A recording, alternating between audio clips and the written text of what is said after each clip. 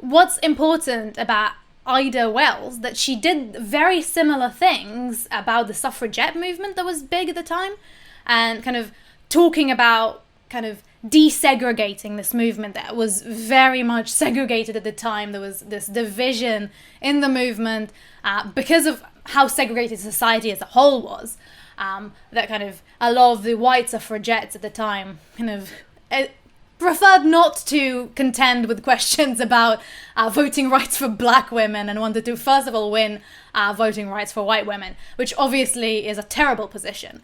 So how did Ida Wells, how was she able to organize against segregation in the suffragette movement and the women's movement generally?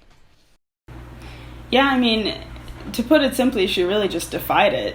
She didn't cooperate with the segregation going on in the movement. I mean, she tried to move Susan B. Anthony and other leading white suffragettes at the time to a better position. At the time, they just weren't receptive. They were convinced that, you know, if they were to admit black women into their organizations, that they would lose the support of basically racist Southern white suffragettes. And yeah, they were concerned about that and really, unfortunately, kind of committed to segregation at the time. So Wells' answer to this was basically to keep organizing. You know, if they were going to be excluded, they'd better form their own organizations. There was a huge movement of clubs formed by black women, which, you know, put out their own publications, fought on their own issues unique to black women.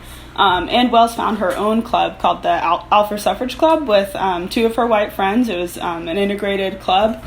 And that year that it was founded, they were invited to I'm not sure actually if they were invited. They attended a suffrage march, and the leaders of the march requested that they walk in the back because, you know, it was integrated, it was predominantly black club, is my understanding. And again, these leaders were concerned that white Southern suffrage supporters would see these black women in the march and potentially withdraw their support. So their solution was basically to like try to hide the group, which is ridiculous. And Wells just completely rejected it. She and her group walked with the rest of their state contingent, basically to be like, look, see, like the march is integrated and the sky is not falling. It's better this way. We're stronger together.